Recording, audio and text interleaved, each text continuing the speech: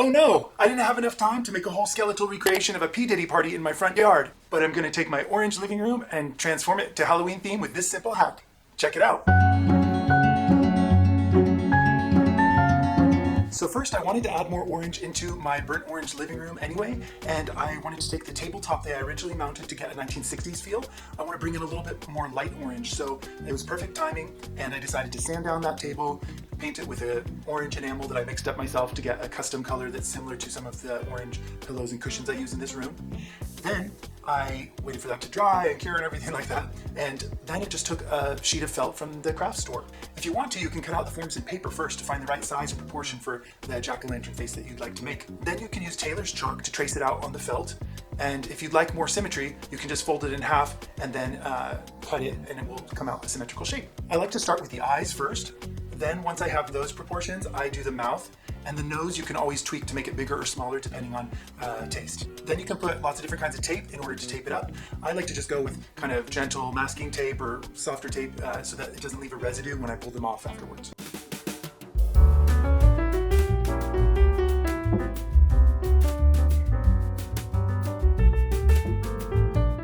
I like to tweak the position just to see where it kind of looks more pleasant depending on where you position the mouth. If you want to drop it a little bit lower just to get it a little bit more perfect. I don't push the tape into the surface immediately. I just gradually hang it on there so that I can reposition it and fine tune it to get the position that I think is the best looking. I just gently apply it at first to then fine tune the positioning when then I push it down and push it into place once I have the perfect positioning for my taste. And there you have it, a big giant jack-o'-lantern to welcome everyone with Halloween spirit.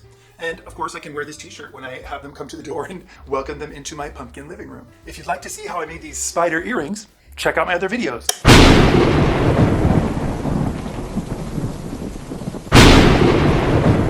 Happy Halloween! I think Halloween nowadays must be very different than when I was a little kid growing up in the 70s and 80s. We were free to roam the streets without any parental supervision, trick-or-treating, doing whatever we wanted to. It's kind of like the freedom you see in the Stranger Things TV show. My little brother and I took it super seriously, almost competitively or like a professional sport of gathering as much candy as we possibly could. Our costumes usually weren't that good, and richer kids a lot of times bought these mass-produced plastic costumes that maybe had like a little jumpsuit and they're flimsy plastic that was completely not breathable. And the masks, they were actually scary even if they were like fun characters from TV and movies, just because of how badly made they were. They would have like kind of like off-center little eye holes, and then the mouth hole was so tiny that you could barely breathe that you felt like I'm gonna like suffocate in my Halloween costume. We would look forward to cartoon specials like the Great Pumpkin Charlie Brown special. People could have politically incorrect costumes, kind of like Native American Indians and things like that. And I don't remember people trying as much to be like sexy versions of things, which everybody seems to do nowadays. Of course, they're more adult when I was a little kid back then, but now they have just like ridiculously off-putting and disgusting like sexy Ronald McDonald or even a sexy Trump. When I was young, costumes were really often badly fitting or even made by hand. I didn't focus a lot of energy on my costumes back then. Shocking, I know, considering how much effort I like to make in my clothing nowadays. But the important thing was the clothes were just a tool to get more sugar into our systems. Many kids often had these little plastic jack-o'-lantern pails, but that was for amateurs.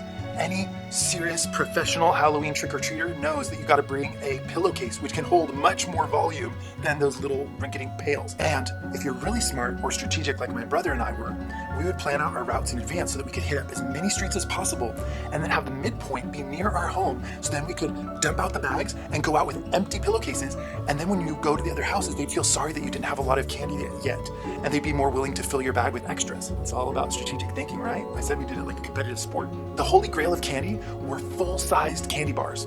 I rarely saw those, but really for me, the special candies, even if it was smaller versions, were Reese's peanut butter cups, and followed second maybe by Snickers. We would often divide up our candy and kind of trade people for things, almost like a little bartering or bargaining system afterwards, where you'd give maybe like 3 of one candy for 1 of another one, and we would all kind of sort out our different favorites and things in that way after we would collect so much candy. Nowadays, I wonder if they can even give candy with nuts in it, because there's so many kids who have allergies for nuts and things like that. There used to be a lot of people who would make homemade treats like brownies and cookies and Rice Krispie treats or candied apples. But that gradually came to a stop as more and more urban legends of stranger danger poisoning candies, or the biggest fear everybody was putting razor blades in apples. We all had heard it. We all thought that it existed. I don't know if it really did or not.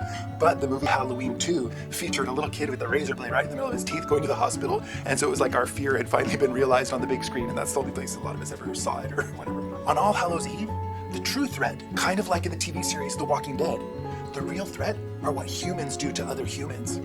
They're cruel. Kids can be cruel sometimes. I remember when a pickup truck full of teenage boys pulled up next to me and kindly asked what time it was.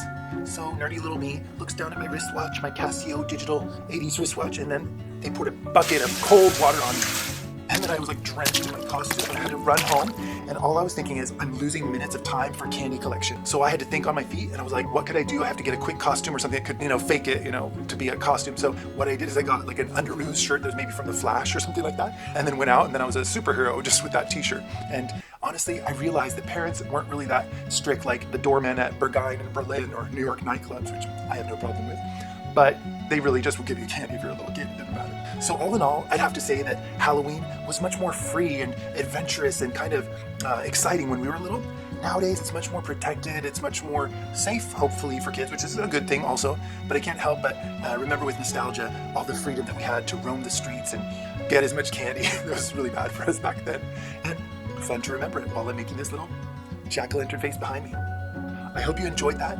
And if you are not afraid of eccentricity and maximalism and living your life in technicolor and creativity, then like and subscribe. And I'll see you in one of my other creative videos. Happy Halloween!